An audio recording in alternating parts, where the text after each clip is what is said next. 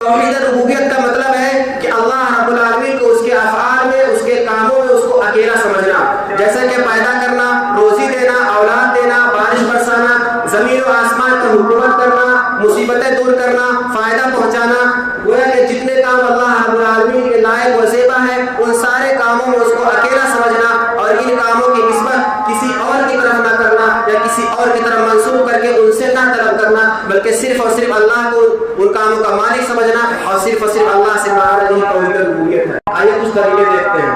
اللہ رب العالمین قرآن مجید سورہ البقرہ آیت نمبر 21 اور 22 کے اندر ارشاد فرماتا ہے، یا ایھا الناس اعبدوا ربکم الذی خلقکم والذین من قبلکم لعلکم تتقون الذی جعل لکم الارض فراشا والسماء بناء وانزل من السماء ماء فاخرج به من الثمرات رزقا لکم فلا تجعلوا للہ اندادا وانتم تعلمون۔ اے لوگوں، اللہ تعالیٰ سارے لوگوں سے خطاب کر رہا ہے، صرف مسلمانوں سے نہیں، دنیا کے سارے لوگوں سے خطاب ہے، یا ایھا الناس اعبدوا ربکم الذی خلقکم، کہ اے دنیا کے سارے لوگوں تم اپنے اس رب کی عبادت کرو جس نے تم کو پیدا کیا ہے اور تم سے پہلے کے لوگوں کو بھی پیدا کیا ہے۔ پتہ چلا رب وہی ہے، پیدا کرنے والا وہی ہے۔ وہ رب کون ہے؟ الذی جعل لکم الارض فراشا، جس نے تمہارے لیے زمین کو فرش بنایا ہے جس پر تم چلتے ہو، والسماء بناء، اور آسمان کو تمہارے لیے چھت بنایا جس کے سائبان کے تلے تم رہتے ہو، وانزل من السماء ماء، اور آسمان سے جس نے بارش کو نازل کیا ہے، فاخرج به من الثمرات رزقا لکم، پھر اس بارش کے ذریعے تمہارے لیے پھل اور کھیتیاں اگائی ہیں، پھر تمہارے لیے جو رزق کے طور پر کام آتی ہیں۔ پتہ چلا بارش برسانے والا، روزی دینے والا، آسمان و زمین کا بنانے والا، خالق و مالک رب تنہا صرف اور صرف اللہ رب العالمین ہے۔ اور آگے اللہ تعالیٰ کیا کہہ رہا ہے؟ فلا تجعلوا للہ اندادا، تو تم اللہ تعالیٰ کے ساتھ کسی اور کو شریک نہ کرو، وانتم تعلمون، حالانکہ تم لوگ جانتے ہو، تم کو پتہ ہے کہ روزی دینے والا وہی ہے، پیدا کرنے والا وہی ہے، خالق و مالک وہی ہے، حاکم وہی ہے، سب کچھ وہی ہے، تم جانتے پوچھتے ایسا کام نہ کرو، اللہ تعالیٰ کے ساتھ کسی اور کو شریک نہ ٹھہراؤ، ان کاموں کی نسبت کسی اور کی طرف نہ کرو، اور نہ ہی ان کاموں کو دوسری کی طرف منسوب کر کے کسی اور سے روزی مانگو، کسی اور سے اولاد مانگو، کسی اور سے مصیبتیں ہٹانے کی دعا کرو، کسی اور سے فائدہ پہنچانے کی التجا کرو، یہ سارے کام مت کرو، اللہ تعالیٰ کے ساتھ شرک نہ کرو۔ آگے اللہ رب العالمین سورہ البقرہ 28 سے ارشاد فرماتا ہے، کیف تکفرون باللہ وکنتم امواتا فاحیاکم ثم یمیتکم ثم یحییکم ثم الیہ ترجعون، کہ تم اللہ تعالیٰ کا انکار کیسے کرتے ہو، تم اللہ تعالیٰ کے ساتھ کفر کیسے کر سکتے ہو، وکنتم امواتا، حالانکہ تم مردہ تھے، مردہ تم بے جان تھے، تم کچھ نہیں تھے، فاحیاکم، اس نے تم کو زندہ کیا ہے، ثم یمیتکم، پھر تم کو مارے گا، یعنی موت دینے والا وہی ہے، ثم یحییکم، پھر دوبارہ تم کو زندہ وہی کرے گا، ثم الیہ ترجعون، پھر تم کو میدان محشر میں اسی کی طرف لوٹائے جاؤ گے۔ موت و حیات کا خالق وہی ہے، زندگی دینے والا، موت دینے والا وہی ہے، تو تم اس کے علاوہ کسی اور کو نہ سمجھو کہ کوئی اور مار سکتا ہے، کوئی اور جلا سکتا ہے۔ آگے آیت نمبر 29 کے اندر اللہ تعالیٰ ارشاد فرماتا ہے، هو الذی خلق لکم ما فی الارض جمیعا، وہی وہ ذات ہے، یعنی اللہ تعالیٰ ہی وہ ہے جس نے تمہارے لیے زمین میں ساری چیزیں جو موجود ہیں تمہارے لیے اس نے پیدا کیا، یعنی دنیا کی تمام چیزوں کو پیدا کس نے کیا؟ اللہ رب العالمین نے۔ ثم استوى الى السماء فسواهن سبع سماوات، پھر وہ آسمان کی طرف متوجہ ہوا، اس نے 7 آسمانوں کو بنایا،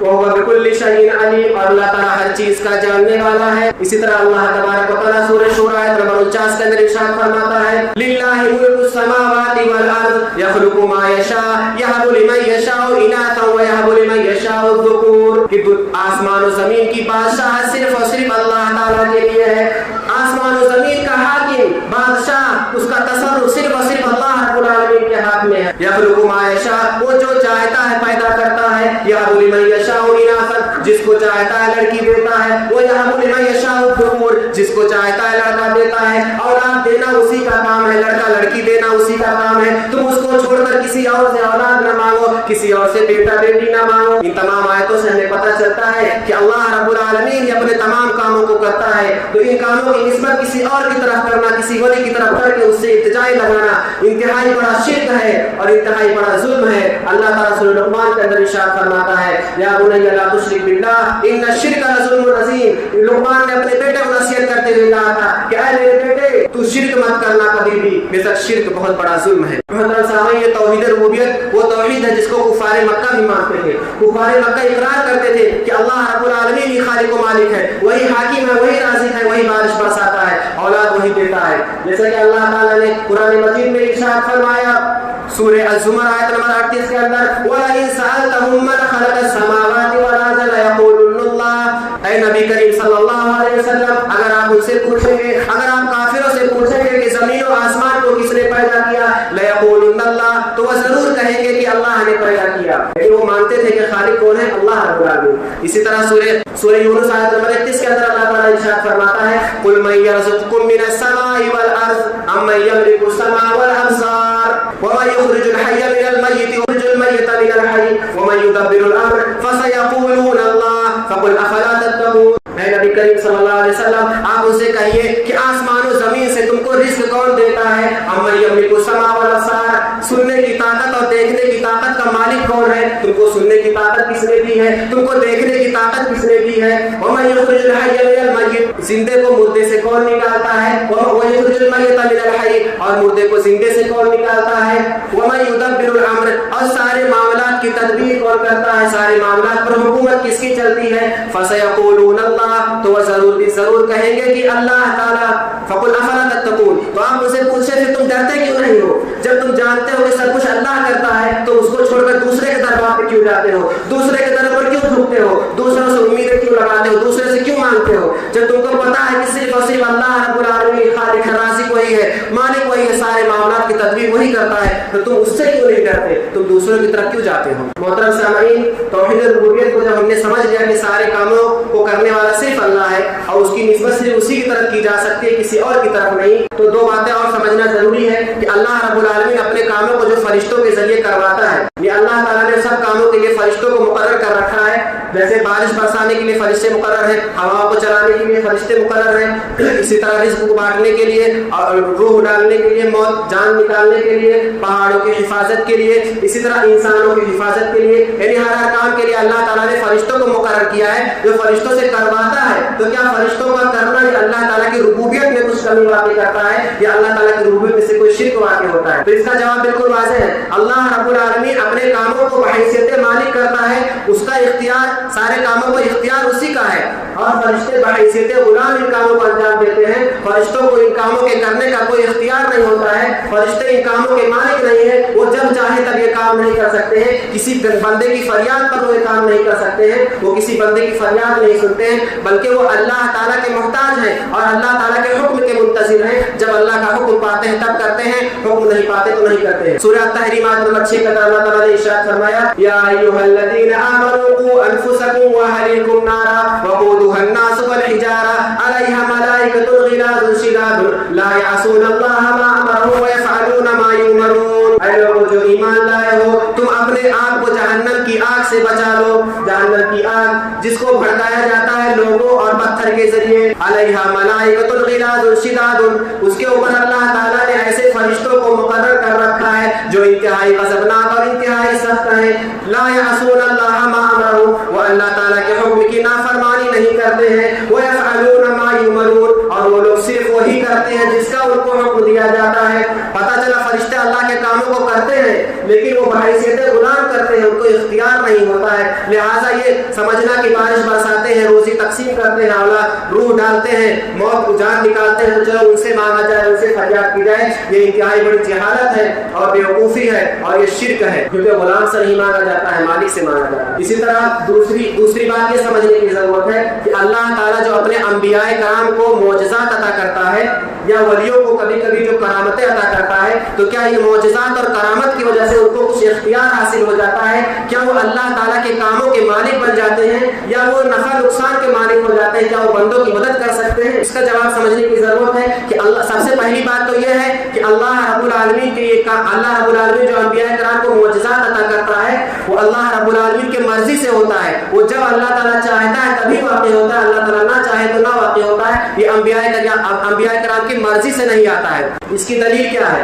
اس کی دلیل اللہ تعالیٰ قرآن مجید میں ارشاد فرماتا ہے، سورہ اسراء آیت نمبر 90 سے لے کر 93، 4 آیتوں کے اندر اللہ تعالیٰ ارشاد فرماتا ہے وَقَالُوا لَن نُؤْمِنَ لَكَ حَتَّى تَفْجُرَ لَنَا مِنَ الْأَرْضِ يَنبُوعًا أَوْ تَكُونَ لَكَ جَنَّةٌ مِّن نَخِيلٍ وَعِنَبٍ فَتُفَجِّرَ الْأَنْهَارَ خِلَالَهَا تَفْجِيرًا कबीरा और तुस्कित السماء كما زعمت علينا كسفا أو تأتي بالله والملائكة قبيلا أو يكون لك بيت من زخرف أو ترقى في السماء ولن نؤمن لرقيك حتى تنزل علينا كتابا نقرأه قل سبحان ربي هل كنت إلا بشرا رسولا. 6 چیزوں کا مطالبہ کیا تھا کافروں نے. کفار مکہ نے اللہ کے رسول سے 6 چیزوں کا مطالبہ کیا اور کہا ان میں سے کوئی ایک چیز آپ کر کے دکھا دیں ہم آپ پر ایمان لے آئیں گے. سب سے پہلی چیز کا مطالبہ انہوں نے کہا لن نؤمن لك حتى تخرج لنا من الارض ينبوعا, ہم آپ پر ایمان نہیں لائیں گے یہاں تک کہ آپ ہمارے لیے ایک چشمہ جاری کر دیں. یہاں مکہ کے اندر ایک چشمہ آپ جاری کر دیں, ہم اس چشمے کو دیکھ لیں گے تو ہم آپ پر ایمان لے آئیں گے. دوسرا اگر یہ نہیں کر سکتے ہیں تو دوسرا مطالبہ یہ ہے کہ او تكون لك جنة من نخيل وعنب, یا آپ کے لیے کوئی باغ ہو کھجور کا اور انگور کا اور اس کے درمیان آپ نہر کو جاری کر دیں. آپ اپنے لیے ایک باغ بنا لیجئے کھجور اور انگور کا, اس کے درمیان ایک نہر جاری کر دیجئے, ہم آپ پر ایمان لے آئیں گے. یہ دوسرا مطالبہ تھا.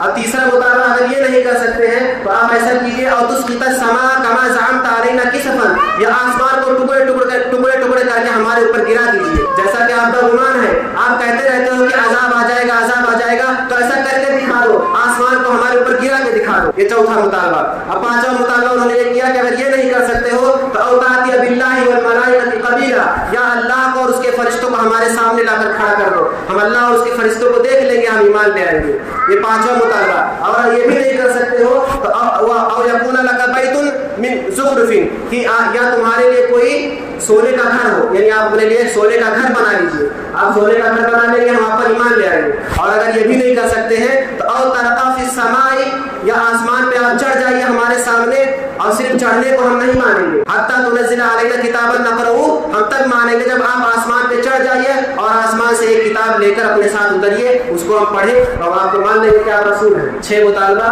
اللہ کے رسول نے ایک بھی مطالبہ پورا نہیں کیا. اللہ کے رسول سے اللہ تعالیٰ نے حکم کیا دیا؟